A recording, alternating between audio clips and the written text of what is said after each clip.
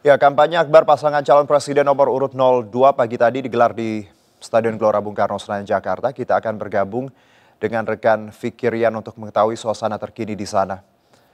Ya, Vicky, silakan. Baik, kita akan bergabung dengan Vicky di stasiun di Gelora Bung Karno.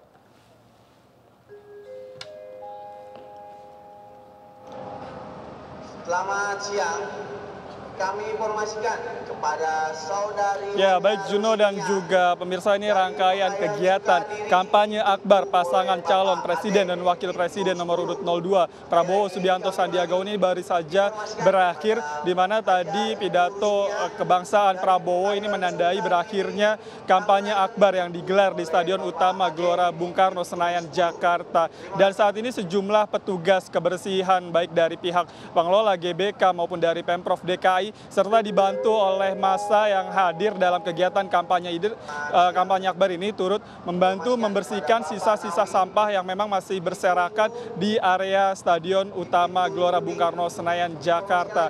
Jika kami bisa mereview sedikit Juno dan juga pemirsa, memang kegiatan rangkaian kampanye akbar pasangan Prabowo Sandi ini dimulai sejak subuh tadi, di mana kegiatan diawali dengan sholat subuh berjamaah yang diikuti oleh ribuan bahkan mungkin jutaan massa yang hadir sejak Sabtu malam di Stadion Utama Gelora Bung Karno, Senayan, Jakarta. Jika memang disebut jutaan, mengapa memang di dalam Stadion Utama Gelora Bung Karno sendiri memang kapasitasnya terbatas, di mana kursi yang tersedia di dalam area Stadion Utama Gelora Bung Karno diketahui hanya sekitar 77.000 kursi, dan namun di lapangan tadi juga banyak sekali massa yang memenuhi area lapangan dari Stadion Utama Gelora Bung Karno. Tidak hanya di dalam area stadion, namun massa juga memenuhi di luar stadion hingga ke jalan-jalan menuju kawasan Gelora Bung Karno, Jakarta. Dan tadi Prabowo Subianto sendiri juga telah mengkonfirmasi kepada pihak panitia bahwa massa yang hadir ini mencapai 1 juta orang. Jika kita melihat pada kampanye-kampanye sebelumnya yang dilakukan baik oleh Prabowo maupun Sandiaga Uno di berbagai daerah, memang diketahui ini massa yang hadir dalam kampanye Prabowo maupun Sandi memang selalu tumpah ruah. Jadi tidak heran jika pada kampanye akbar yang digelar di Stadion Utama Gelora Bung Karno hari ini mencapai 1 juta orang yang datang. Mereka tidak hanya datang dari wilayah sekitar Jakarta, namun juga banyak massa yang hadir dari berbagai wilayah di Indonesia. Tadi kami juga sempat berbincang dengan salah satu massa yang hadir. Ia mengatakan bahwa datang sejak malam kemarin bersama rombongan ini dari Purwakarta.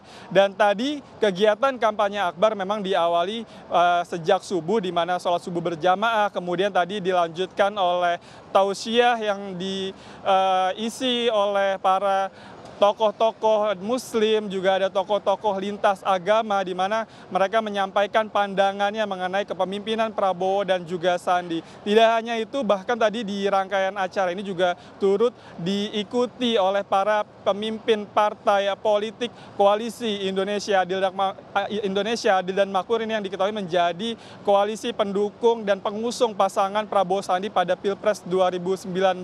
Para pimpinan partai politik juga tadi sempat menyampaikan orasinya di depan ribuan massa di dalam Stadion Utama Gelora Bung Karno, dan juga massa yang hadir di luar Stadion Utama Gelora Bung Karno. Pada kesempatan tadi juga Prabowo sempat keluar dari area stadion dan menyapa massa pendukungnya yang juga banyak sekali di luar area stadion, di mana tadi Prabowo menaiki mobil terbuka, ia menyapa satu persatu massanya yang hadir. Dan bahkan tadi dalam kesempatan itu Prabowo juga sempat menerima uang dari salah satu massa pendukung, di mana uang tersebut diberikan kepada Prabowo ini sebagai bentuk bantuan untuk pasangan Prabowo Sandi di Pilpres 2019 ini. Jika kami bisa mereview sedikit dalam pidatonya tadi, Prabowo menyampaikan bahwa kondisi Indonesia saat ini sedang sakit, dan ini selalu didengungkan oleh Prabowo dalam kesempatan kampanyenya, tidak hanya pada kampanye akbar ini, namun juga di berbagai kesempatan kampanye di daerah,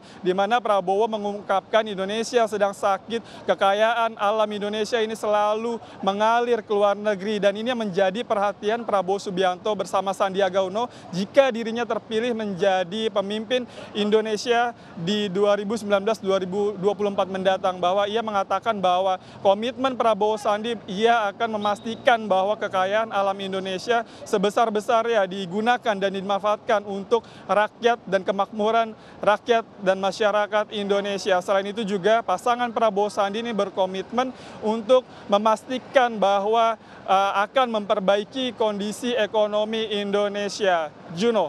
Baik, Vicky, terima kasih atas laporan Anda langsung dari Gelora Bung Karno, Jakarta.